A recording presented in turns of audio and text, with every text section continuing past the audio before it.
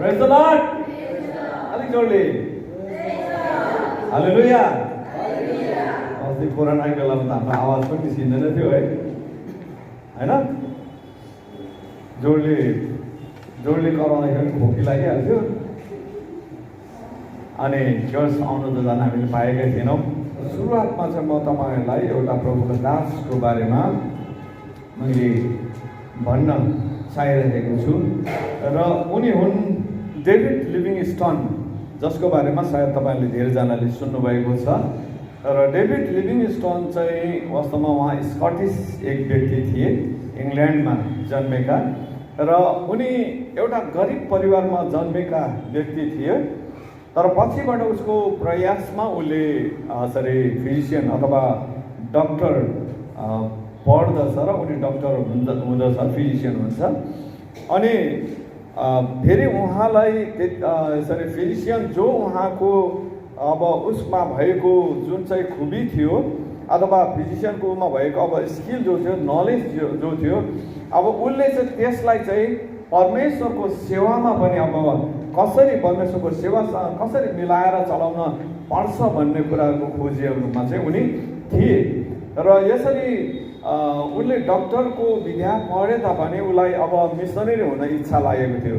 वास्तवमा उनी चाइनामा मिसनरी भएर जान चाहन्थे, तर उसमा चाहिँ फेरि यसरी के अरे त्यति बेला मिसनरी भएर जानको लागि चाहिँ थियोलोजी पढ्न अति नै अनिवार्य थियो।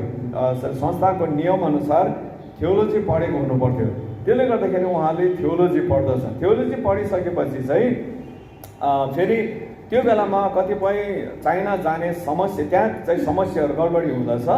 त्यसले गर्दाखेरि चाहिँ उहाँ अफ्रिकातिर एउटा मिसनरी भएर जाँदछ। अनि त्यहाँनिर मिसनरी भएर सेवाकाई गर्न जाँदाखेरि 10 वर्षसम्म उहाँले काम गर्दाखेरि केवल एक व्यक्ति मात्रै प्रभुमा आएका थिए। र यति लामो समयसम्म उहाँले सेवाकाई गर्दा एक परिवार प्रभुमा एक व्यक्ति प्रभुमा आएका थिए। र यसरी मिसनले फेरि उसलाई अब सपोर्ट नगर्ने भयो। त्यसले गर्दाखेरि किनभनेदेखि मिसनले चाहिँ तिमी एउटा सर्टेन इयर्ससम्म त्यो ठाउँमा सेवाकाई गर्ने, त्यहाँनिर चाहिँ चर्च स्टाब्लिस गरेर चाहिँ अब अर्को ठाउँमा चाहिँ तिमी जानुपर्छ भनेर त्यो प्रकारको नियम थियो। तर उनको नियम चाहिँ उनको विचार चाहिँ के थियो भनेदेखि हामीले 10 वर्षसम्म जस्तो प्रकारले यहाँनिर खनजुत गऱ्यौँ, अब यहाँनिर यसरी हामीले प्रभु वचनहरू सुनाएका छौँ, अब यसलाई अगाडि बढाएर लैजाने बेलामा चाहिँ अब यसरी यहाँबाट जानु हुँदैन भन्ने कुरो चाहिँ उसलाई लागेको थियो। त्यसले गर्दाखेरि उसले त्यो संस्था छोडिकन फेरि अन्य संस्थामा लागेर फेरि केही सेवाकाई गर्दछ। र एकपछि अर्को गर्दाखेरि उहाँ लगभग 3वटा जस्तो उहाँको मिसन चाहिँ अलिकति अनसक्सेसफुल हुँदछ। तर उनले चाहिँ आफ्नो हृदय अफ्रिकाको लागि दिएको हुनाले गर्दाखेरि चाहिँ अफ्रिकन्सहरूको मायाले गर्दाखेरि उनी फेरि अन्तिमपल्ट त्यहाँनिर जाँदछ फर्केर। अनि त्यहाँ जाँदछ। अनि जब त्यहाँनिर एउटा हराएको प्रकारले एउटा एकदमै गुमनाम भएर अब त्यहाँनिर काम गर्न थाल्दछ। फेरि अब त्यहाँनिर सम्पर्कहरू टुट्दछ। एकदमै ठुलो के अरे संवाददाताहरू पनि उसलाई खोजी गर्न गएको कुराहरू पाउँदछ र पछिबाट उनलाई भेट्दछ। अनि उनी अफ्रिकनहरूको बिचमा सेवाकाई गरिरहेको हुँदछ।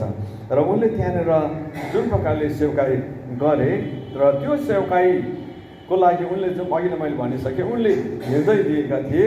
अनि त्यहाँ भएका मानिसहरूलाई उनले माया गरेका, धेरै नै माया गरेका थिए। र त्यस्तै प्रकारले उनले जुन प्रकारले आफूमा भएको स्किल र जुन प्रकारको एउटा दर्शन र बोधसँग अफ्रिकाको मानिसहरूले प्रभुलाई पाउनै पर्छ भन्ने हेतुले उनले त्यहाँनिर काम गरे। र त्यस अनुसारले गर्दाखेरि चाहिँ प्रभुलाई चिनाएको कारणले गर्दाखेरि चाहिँ मानिसहरूको जीवनमा परिवर्तन आयो, परिवारमा परिवर्तन आयो, समाजमा परिवर्तन आयो, त्यहाँको राष्ट्रमा परिवर्तन आएको छ, त्यहाँका संस्कारहरूमा परिवर्तन आएको छ। अनि संस्कार चाहिँ कस्तो भन्दाखेरि चाहिँ त्यस बेलाका अफ्रिकनहरूले मानिसका मासु पनि खान्थे भनिकन भन्दछ है। अनि जसकोमा धेरै खोपडी थुपारेको छ त्यही मानिस चाहिँ त्यो उनीहरूको टोलको अथवा त्यो इलाकाहरूको चाहिँ एउटा के अरे मुखियाको रूपमा चाहिँ गनिन्थ्यो, एउटा वीर मानिसको रूपमा गनिन्थ्यो र उसको अधीनस्थ मानिसहरू हुन्थे।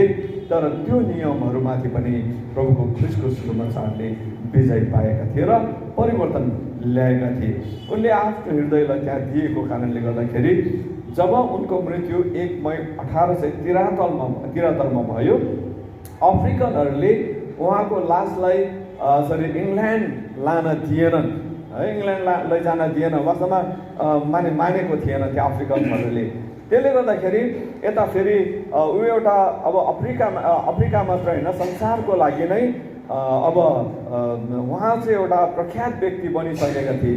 जुन प्रकारको उसको त्याग र बलिदान अफ्रिकाको लागि थियो र उसले बार हरेस नखाइकन त्यहाँ फर्केर गएर सेवाई कार्य गरेको कारणले गर्दाखेरि चाहिँ ऊ एउटा माननीय व्यक्ति बनिसकेको थियो। त्यसैले गर्दाखेरि इङ्ल्यान्डले चाहिँ उनको लासलाई फर्काउन चाहेको थिए र उनीहरू बिचमा लासमा कम्प्रोमाइज हुँदछ। उहाँको बडीलाई इङ्ल्यान्डमा ल्याइन्छ अनि जुन हृदय अफ्रिकनहरूको लागि दिएको थियो त्यो मुटुलाई चाहिँ अफ्रिकामा गाडिन्छ। उहाँको फ्युनरलको दिनमा जसको फ्युनरल चाहिँ एकदमै राजकीय ढङ्गले धुमधामसँग भइराखेको थियो अनि धेरै अब त्यहाँनिर धेरै मानिसहरू थिए र यो भइराखेको समयमा चाहिँ अलिक पर चाहिँ एकजना मान्छे उभिएर उसले चाहिँ एकजना त्यो मान्छे चाहिँ मथु टाइपको है, मथु मानिस चाहिँ उभिएर एउटा पछितोपूर्ण आवाजमा भनिरहेका थिए। के भनिरहेको थिए भन्दाखेरि चाहिँ डेभिड र म एउटै गाउँमा थियौँ, हामी एउटै सन्डे स्कुलमा हुर्केका थियौँ अनि एउटै मिलमा काम गऱ्यौँ, तर तिनले परमेश्वरको मार्ग चुने अनि मैले चाहिँ आफ्नै बाटो चुने। अहिले तिनी सम्पूर्ण राष्ट्रद्वारा नै सम्मानित भएका छन् भने म एउटा तिरस्कृत, अपरिचित र बेइज्जत भएको छु। यो अघि हेर्न पर्ने यो एउटा मथुको चिहान बाहेक अरू केही पनि छैन। यो उसको आफ्नो रोजाइ, उसको आफ्नो राखेको जीवनको लक्ष्यको कारणले गर्दाखेरि यस्तो भएको थियो। प्रिय, आज तपाईँ र मैले पनि सोचौँ कि आजको दिनमा हामीले हाम्रो हृदयमा हात राखेर हामीले आफैलाई पनि सोचौँ है, हामी कस्तो अवस्थामा छौँ। हाम्रो मृत्यु जुन दिन हुन्छ अथवा हामी यो संसारलाई छोडेर जान्छौँ, के एउटा सम्मानित अथवा माया गरिएको व्यक्तिको रूपमा, एकदमै परिचित व्यक्तिको रूपमा अथवा माने कुनै पनि रूपले आदरपूर्ण व्यक्तिको रूपमा हामी गाडिन चाहन्छौँ कि हामी एउटा अपरिचित व्यक्तिको रूपमा, आगन्तुक रूपमा हामी यसरी गाडिन चाहन्छौँ? त्यो कुरा हामी तपाईँ र मैले आफूलाई लागि विचार गरौँ। अब बाइबलमा चाहिँ यसरी भन्दछ 29 अध्याय 18 पद हेतोपदेशमा, जहाँ दर्शन छैन, यो उल्थामा चाहिँ यसरी भनेको छ, जहाँ दर्शन प्रकाश छैन त्यहाँ मानिसहरू भाँडिन्छन्। तर पुरानो भर्सनमा चाहिँ यसरी भन्दछ, जहाँ दर्शन छैन त्यहाँ मानिसहरू छाडा हुन्छन् भनिकन भन्दछ। आज हामीले परमेश्वरको निम्ति ठुलो त्याग र बलिदान बोकेको आन्टी महाबटको सम्झना गरिकन उहाँले गर्नुभएका धेरै कार्यहरूको बारेमा अहिले हामीले सुन्यौँ र हामीले विशेष गरिकन मैले अघि पनि भनिरहेको थिएँ, उहाँले गर्नुभएको कार्यहरूको मूल्याङ्कन गर्न अझै पनि धेरै नै छ। हामीले देखेका छौँ कि आफ्नो जीवनभरि उहाँले सबै प्रकारको प्रयासले परमेश्वरको राज्यलाई कसरी अगाडि बढाएर लैजानु भन्ने हेतुले उहाँले जीवन जिउनु भएको थियो। अनि जुनै पनि समय हामीले सुनेथ्यौँ, उहाँको मृत्यु घडी आउनुभन्दा अगाडि पनि हामीले यही सुन्थ्यौँ, उहाँले मण्डलीको लागि साह्रै चिन्ता गर्नुहुन्छ है, मण्डलीको साह्रै फिक्री गर्नुहुन्छ भनिकन उहाँको परिवारले भनिराख्नुहुन्थ्यो। अनि यो कुरो चाहिँ उहाँको ढुकढुकीमा थियो अनि उहाँले गरेको कारणले गर्दाखेरि तपाईँ र मैले आज उहाँको सम्झनाहरू गरिरहेका छौँ। प्रिय, तपाईँ र मेरो आर्थिक र भौतिक लक्ष्यहरू तय गरिसकेका छौँ होला है, जीवनको लक्ष्यहरू हामीले खोजिसकेका छौँ होला। तपाईँ र म के हुने अब भविष्यमा भन्ने कुरो तपाईँले सोचिसक्नु भएको छ होला। मेरो यति वर्षभित्रमा म यति सम्पत्ति कमाउँछु र मेरो यो ठाउँमा चाहिँ यस्तो खालको घर हुनुपर्छ भनेर परिकल्पना पनि तपाईँको भइसकेको छ होला। जवान छोराहरूले म यस्तो श्रीमती ल्याउँछु, जवान छोरीहरूले म यस्तो खालको श्रीमानसँग विवाह गर्छु अनि यसरी चाहिँ म एउटा सुखी जीवन चलाउँछु यतिजना नानी होस्, यो सबै कुरो, यतिवटा गाडी होस्, यस्तो प्रकारले जिउँछौँ उस्तो प्रकारले जिउँछौँ, अनेकन सायद पनि हामीले आफ्नो आफ्नो जीवनको लागि केही न केही तै गरिसकेका छौँ होला।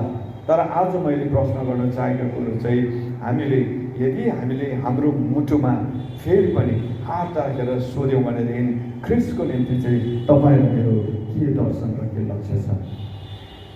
ख्रिस्टको निम्ति चाहिँ तपाईँ र मेरो लक्ष्य र दर्शन के छ? यो कुरो चाहिँ तपाईँ र मैले सोच्न पर्ने आवश्यकता छ। प्रिय हो, तपाईँ र मैले केवल आफ्नो जीवनको लक्ष्य, केवल आफ्नो निम्ति मात्र राखिएका कुराहरू, आफ्नो उद्देश्य अनि आफ्नै लागि मात्रै कमाउने, आफ्नै लागि मात्रै गर्ने कुराहरू सोचेका छौँ भनेदेखि, अनि यदि तपाईँ र म व्यक्तिगत उद्धारमा सन्तुष्टि भएर बाँच्ने अनि चङ्गाई, सुख, शान्ति र समस्या समाधानको लागि मात्रै येशू ख्रिस्टलाई हेर्ने व्यक्तिहरू भएका छौँ भनेदेखि, अनि यदि यो कुरा चाहिँ हामीले हाम्रो हृदयमा पाउँदैछौँ भनेदेखि सायद यो एउटा शोचनीय अवस्था तपाईँहरू छ। ख्रिस्ट येशूले हामीलाई बनाउनु भएको कारण केवल हामीलाई संसारमा रिसाइकलको लागि मात्र होइन भन्ने कुरा हामीले सोचौँ। हामीलाई कसरी जन्माए, हामीले कसैलाई जन्माउनुपर्छ, अनि हाम्रो पिता पुर्खा यसरी जिए, म यसरी जिउनुपर्छ, मेरो छोराछोरीले अब यसरी बाँच्नुपर्छ, उसले यसरी गरी खानुपर्छ मात्र होइन, तर ख्रिस्टको लागि हामीले के गर्नुपर्छ भन्ने, प्रभुले हामीलाई किन बनाउनु भयो भन्ने उद्देश्य खोज्ने तपाईँ र मलाई दिन आएको छ। यदि हामीले साधारण विश्वासी जीवनदेखि माथि उठेर यदि हामीले के गर्ने लक्ष्य राखेनौँ भनेदेखि हामी आत्मिक रूपले अघि नै वचनले भने जस्तो हामी छाडा हुन सक्छौँ अथवा हामी भाँडिन सक्छौँ। हाम्रो केहरू सायद तपाईँ र म एकदम मत्थु भएर हामी डुल्दैनौँ होला है। सायद तपाईँ र म अनुशासनहीन भएर तपाईँ र म समाजमा लडाइँ झगडा गरिने मानिस भन्दैनौँ होला।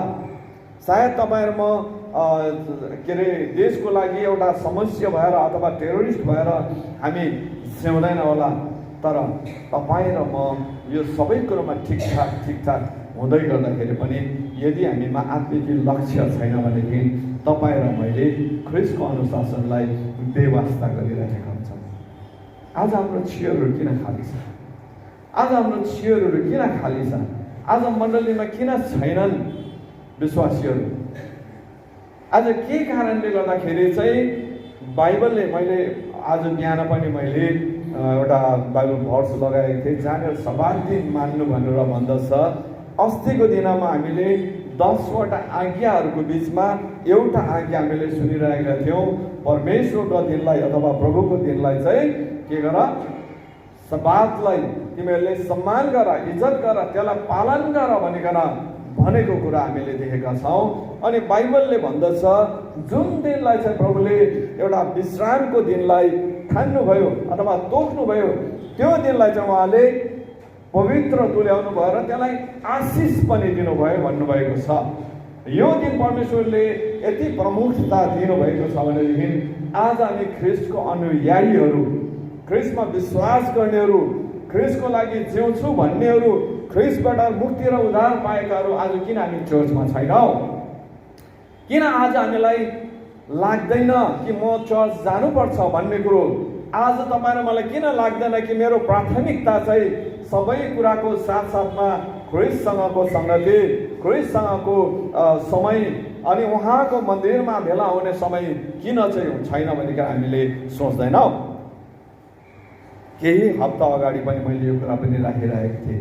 दाउदले भन्दछ, जब तिनीहरूले मलाई भने कि उहाँको भवनमा जाउँ भन्दाखेरि उनी खुसी भएका कुरा छन्। अनि उनले भन्दछ अरू ठाउँमा 1000 दिन बस्नु भन्दाखेरि चाहिँ मलाई 1 दिन परमेश्वरको भवनमा बस्नु चाहिँ मेरो लागि उत्तम छ। यो चाहिँ त्यो हृदय हो जो हृदय चाहिँ परमेश्वरको लागि ढुकढुकिएको छ। यो त्यो व्यक्तिको लक्ष्य हो जुन व्यक्तिले चाहिँ आज उसको राजकाज भन्दा बढी चाहिँ परमेश्वरको आज्ञा पालनलाई, परमेश्वरलाई खुसी तुल्याउने आफ्नो भित्र एउटा हृदय राखेको छ। आज हामीले संसारको काम गर्नु हुँदैन भन्ने होइन, संसारको काम नगरी त हामीलाई खानुको लागि हुँदैन। आज मेरो छोराछोरीलाई पनि म भन्छु, तिमीहरूलाई परमेश्वरले सेवै पूर्णकालीन हामीलाई जस्तै सेवकाई गर्नु दिएको छ भनेदेखि चाहिँ एकदमै धन्यवाद।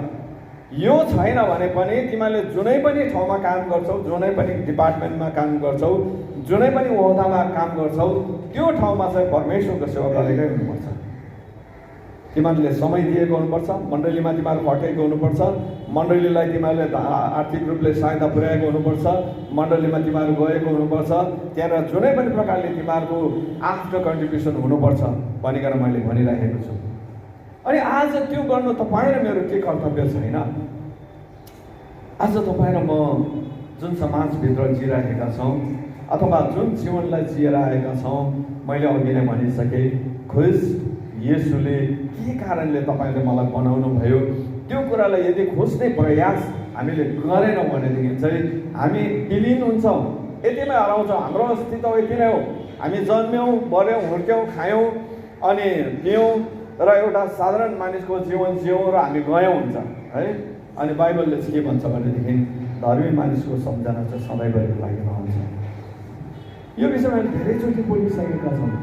आज तपाईँ र मेरो हामी जतिजना सिलगढीदेखि बाहिरबाट आएका छौँ र फेरि एक समयमा हामी सिलगढीदेखि कतै जाने लक्ष्य राखेका छौँ, सिलगढी छोड्ने लक्ष्य राखेका छौँ, अथवा यही ठाउँमा पनि रहन्छौँ र यो ठाउँमा रहँदाखेरि हाम्रो सायद हाम्रो समय पुगेपछि हामी प्रभुसँग उठाइन्छौँ र त्यो दिनमा तपाईँ र मलाई हाम्रा मानिसहरूले, हाम्रो सन्ततिले कसरी सम्झना गरोस् भन्ने कुरो चाहिँ हामी चाहन्छौँ।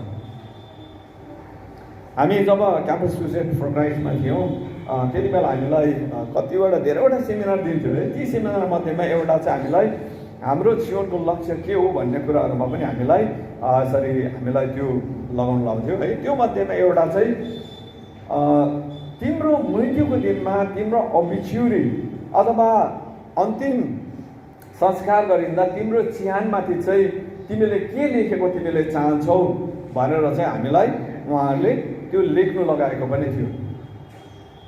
अनि मलाई अहिले पनि याद छ कि मैले भनेको थिएँ म एउटा चाहिँ परिवर्तनकारी व्यक्ति चाहिँ यहाँनिर मरेको छ भनेर लेखिदिनुहोस् भनेर मैले त्यो एउटा मेरो पहिलो है प्रयास, मेरो एउटा पहिलो विचार मलाई त्यसो लागेको थियो। म एउटा परिवर्तनकारी व्यक्ति हुन्छु भनिकन है। आज म सायद त्यति परिवर्तनकारी व्यक्ति हुन सकेको छु, तर मलाई लाग्छ परमेश्वरले मलाई लक्ष्य जुन दिनुभएको छ त्यसमा म अगाडि बढेर जानेछु र त्यो कुरा म एचिभ गर्नेछु। आज तपाईँ र म मरेर जाँदाखेरि पनि हामी के चाहन्छौँ? जब संसार जित्ने सम्राट अलेक्जेन्डरले मर्नभन्दा अगाडि उसले यही कुरा भन्दछ कि म मर्दाखेरि चाहिँ तिमीहरूले मेरो हातलाई चाहिँ कफिनबाट बाहिर निकालिदेऊ ताकि संसारले बुझ्न सकोस् कि यहाँनिर चाहिँ यो मान्छे चाहिँ जसले संसारलाई जित्यो है, संसारलाई आफ्नो बनायो तर रित्तै आएको थियो, रित्तै जाँदैछ भनेर। तथापि अलेक्जेन्डरको टाइममा नि बहुत प्रभुको काम भएको छ है। त्यो ग्रिक जातिहरू एकदमै ज्ञानी भएको कारणले गर्दाखेरि परमेश्वरको वचनको अध्ययनहरू, बाइबल उठाएको कार्यहरू भएको छ, धेरै कार्यहरू भएको छ। उसको समयमा धेरैवटा सुधारको कार्यहरू भएको छ, धेरै प्रभुको राज्य परमेश्वरको पक्षमा लिएर कामहरू भएका छन्। त आज तपाईँ र मैले पनि हामीलाई आफूलाई सोच्नु जरुरी छ कि हामी जब छोडेर जान्छौँ हाम्रो अस्तित्वलाई मानिसले कसरी थाहा गर्छन्। जब यदि हामीले चर्च आउनु, प्रभोज खानु अनि क्रिस्चियन रीतिले विवाह गर्नु र हाम्रो नानीहरूको क्रिस्चियन रीतिले एकदमै राम्रो प्रकारले डेडिकेसन हुनु, मजाले त्यो कार्यक्रममा मिठो भोजनहरू खानु र अन्तिम संस्कार क्रिस्चियन रीतिले गर्नु मात्रै हाम्रो जीवनमा क्रिस्चियन हुनुको उद्देश्य छ भनेदेखि चाहिँ यो चाहिँ केवल हामी एउटा रिवाज रीतिको लागि मात्रै हामी क्रिस्चियन भएका छौँ। तर ख्रिस्टले हामीलाई जुन बलिदान दिनुभयो त्यो बलिदानमा आज तपाईँ र मेरो लागि उद्देश्य त्योभन्दा बढी छ। ख्रिस्टले जहिले पनि हामीलाई वचनमा भन्दछ कि हामीलाई चाहिँ जेठो हुनलाई, हामीलाई चाहिँ अरूभन्दा जेठो हुनलाई चाहिँ उहाँले हामीलाई बुलाहाट दिनुभयो। त्यसको अर्थ के हो? एउटा घरमा जेठाको जिम्मेवारी के हुन्छ? अनि मेरो यो छोरा छ, यो छोरा ठुलो हो, अनि हामी भन्छौँ तेरो जिम्मेवारी छ बहिनीलाई हेर्ने, बहिनीलाई याद गर्ने, बहिनी हामी यताउता जाँदाखेरि बहिनीको तैँले ख्याल गर्नुपर्छ, हामी यो कुराहरू भन्छौँ।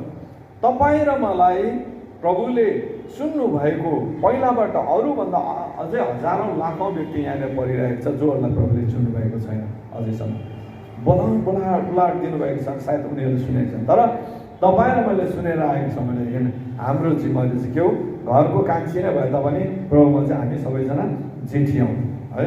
घरको कान्छा भए तापनि प्रभुमा हामी जेठाहरू हौँ। अनि बाइबलले भन्छ तिम्रो जेठा अधिकारले त नबेच।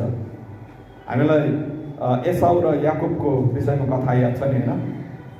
याकुबले चाहिँ, एसाउले चाहिँ एउटा एक बोल सुपमा चाहिँ आफ्नो जेठो अधिकारलाई उसले के गरेका थिए? बेचिदिएका थिए सानो भाइलाई है, एक बोलले गर्दाखेरि। अनि त्यस पछाडि चाहिँ उसले ऊ जेठो भन्ने कुरो, अब त्यो परिवारको एउटा अधिकारलाई उसले चाहिँ गुमाइपठाए। आजसम्म तपाईँ र म बाइबलमा पढ्छौँ र उसको अस्तित्व तपाईँ र मलाई याद छ याकुबभन्दा बढी छैन। याकुब पछिबाट इजरायल भएर गयो उसको नाम होइन। अनि यति ठुलो अहिलेसम्म हामी याद गर्छौँ इजरायल छ, इजरायल देशभरि आज उसको नाममा छ, तर एसाउलाई त्यसरी याद गरिएको छैन। किन? उसले परमेश्वरबाट पाएको जेठो अधिकारलाई बेचेका थिए। आज तपाईँ र म पनि हाम्रो नोकरीसँग मात्रै अनि हाम्रो के अरे सानोतिनो सायद बिमारीहरू, हाम्रो आलस्यपनमा होइन, हाम्रो सबै प्रकारको विभिन्न कुराहरू हुनसक्छ नि, संसारका कुरा, सायद मोबाइलमा समय, हामीलाई विभिन्न कुराहरूले चाहिँ यदि तपाईँ र मेरो त्यो जेठो अधिकारलाई खोसिराखेको छ भनेदेखि तपाईँ र मैले थाहा गर्नुपर्छ कि हामी चाहिँ स्पिरिचुअल्ली अथवा प्रभुले बोलाहट दिनुभएको कुरा हामी चाहिँ डेन्जर पक्षमा छौँ, हामी चाहिँ लुजरको पक्षमा छौँ, हामी जित्नेहरूको पक्षमा छैनौँ, तपाईँ र म हार्ने पक्षमा छौँ। सायद हाम्रो लागि उद्धार र मुक्ति चाहिँ एकदम सुनिश्चित छ। तपाईँ र मैले एकदमै प्रभुलाई ग्रहण गरेर विश्वास गरेर पाप क्षमा मागेर एकदम हामी स्वर्गको लागि भागीदारिताको लागि हामी के छौँ? निश्चित छौँ। तर त्योभन्दा बढी प्रभुबाट पाइने इनामका कुराहरू छन्, प्रभुबाट पाउने उहाँबाटको धेरै कुराहरू छन्। हामीले असल कार्य गरेका कारणले गर्दाखेरि हाम्रो पुस्ता पुस्ताले पाउने आशिषहरू छन्। ती कुराबाट चाहिँ तपाईँ र म सुकिरहेका हुन्छौँ। आज यो बेलामा बोल्दाखेरि विशेष गरिकन जब हामी लक्ष्यहीन हुन्छौँ, तब हामीलाई स्पिरिचुअली जब हाम्रोमा लक्ष्य हुँदैन, तब हामीले यो कुरो बुझ्नुपर्छ हामीमा अघि बढ्ने इच्छा हुँदैन होइन। किनभने चर्च सङ्गति भन्ने कुरोको प्रमुखता दिने हामीमा त्यो भित्र मनसाय आउँदैन। प्रभुको लागि म के गर्छु, यो मण्डलीमा रहेर म के गर्छु प्रभुको लागि भन्ने इच्छा यदि राखेर हामीले जिएनौँ भनेदेखि नै तपाईँ र मलाई के हुन्छ? सङ्गति पनि हामीलाई जानु इच्छा लाग्दैन। किनभनेदेखि मलाई बढ्ने उद्देश्य छैन नि त, सिक्ने उद्देश्य छैन त है। मानिसहरूले भन्ने गर्छन् जब हामीले सिक्न छोड्छौँ तब हामी बढ्न छोड्छौँ है। र जब हामी सङ्गति जाँदैनौँ, न त हामी यहाँ चर्चको, न त हामी हाम्रो वाट्सएपमा के अरे हाम्रो अनलाइन जुममा भइरहेको छ, न त अरूतिरको सङ्गति, न त चर्चको एक्टिभिटिज, न त कुनै कार्यमा सम्मिलित भएनौँ भनेदेखि यसले चाहिँ हाम्रो चर्चप्रतिको मानसिकतालाई अथवा चर्चप्रति हाम्रो समर्पणतालाई अथवा परमेश्वर, खास गरी चर्च त अब प्रभुको है, प्रभुको कार्यको लागि हामीले गर्नुपर्ने त्यो कमिटमेन्टलाई देखाउँदैन। अनि जब त्यो देखाउँदैन भनेदेखि हामी प्रभुबाट सिक्ने हामीमा इच्छा हुँदैन। त्यसले गर्दाखेरि यो सबै सङ्गतिहरूप्रति हामी उदासीनता देखाउँछौँ। अनि जब हामी सङ्गतिमा एटेन्ड गर्दैनौँ तब हामी सिक्न छोड्छौँ। हामी एक्लैले बाइबल पढेर हामी बुझ्दैनौँ त। अनेक समय प्रभुको प्रकाश विभिन्न व्यक्तिहरूबाट विभिन्न प्रकारले प्रभुले दिइराख्नु भएको हुन्छ। जति हामी सङ्गति एटेन्ड गर्छौँ, जति हामी सेवा एटेन्ड गर्छौँ, जति हामी सेवाकामा हामी भाग लिन्छौँ, जति हामी सेवा चलाउन थाल्छौँ, जब हामी वचन दिन थाल्छौँ, जब हामी अरूलाई परामर्श दिन थाल्छौँ, हामी भित्रमा आत्मिक रूपमा बढिराखेका हुन्छौँ है। हामी बढिराखेका हुन्छौँ, हामी हुर्किराखेका हुन्छौँ। नत्र भनेदेखि हामी एउटा अघि भने जस्तो लथालिङ्ग प्रकारले है, स्पिरिचुअल्ली लथालिङ्ग होइन, स्पिरिचुअल्ली छाडा प्रकारले, स्पिरिचुअल्ली हामी भाँडिने प्रकारले, हाम्रो आत्मिक जीवन भाँडिने प्रकारले हामी रहन्छौँ। मण्डलीको लक्ष्यप्रति हाम्रो कुनै पनि हाम्रो चासो रहँदैन। कतिजनालाई आज तपाईँहरूले मनमा राखिसक्नु भएको छ 2030 भनिकन है। 2030 भित्रमा हामी कतिवटा 50 वटा चर्च भएको हामी देख्न चाहन्छौँ, अथवा 50-50 भन्दाखेरि पनि हुन्छ, किनभनेदेखि 2030 मा हाम्रो चर्चको उमेर 50 वर्ष पुगेको हुन्छ अनि त्यो 50 वर्षभित्रमा हामी 50 वटा चर्च नै देख्न चाहन्छौँ। प्रिय आमेन, प्रेज द लर्ड भनिराख्नु भएको छ है। अनि यदि हामीले यो लक्ष्यलाई पक्रेनौँ, हामी उद्देश्य प्रकारले हिँडेनौँ भनेदेखि हामी ग्रोथ हुँदैनौँ, हामी बढ्दैनौँ।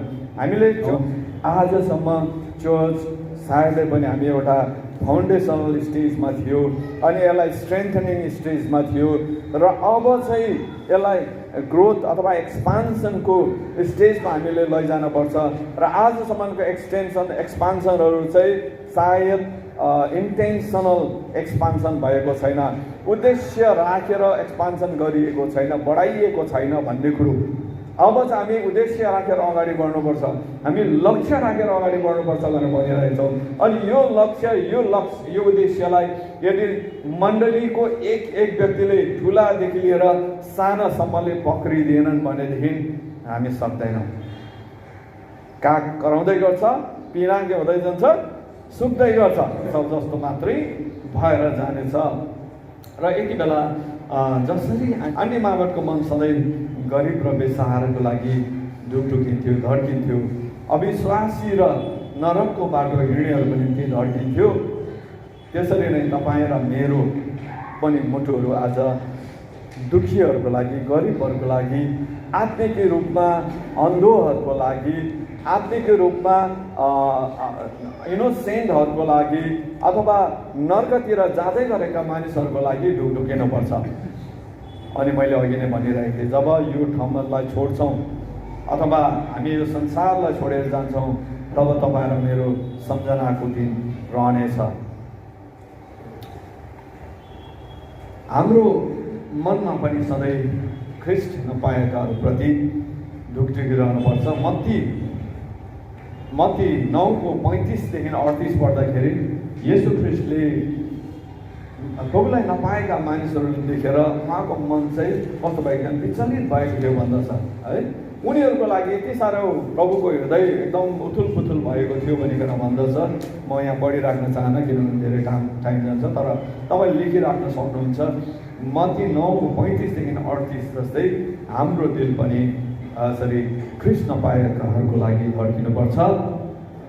मत्ती 14:14 अनुसार रोगीहरूलाई येशू ख्रिस्टले टिठ्याउनु भएको छ, त्यसरी नै हाम्रो हृदय पनि रोगीहरूको लागि टिठ्याउनुपर्छ। प्रभुले तपाईँ र मलाई विश्वास गर्नेहरूलाई चाहिँ चङ्गाइको लागि पनि प्रभुले हामीलाई यसरी शक्ति दिनुभएको कुरा हामी देख्छौँ भने मत्ती 14:16 लेख्न सक्नुहुन्छ।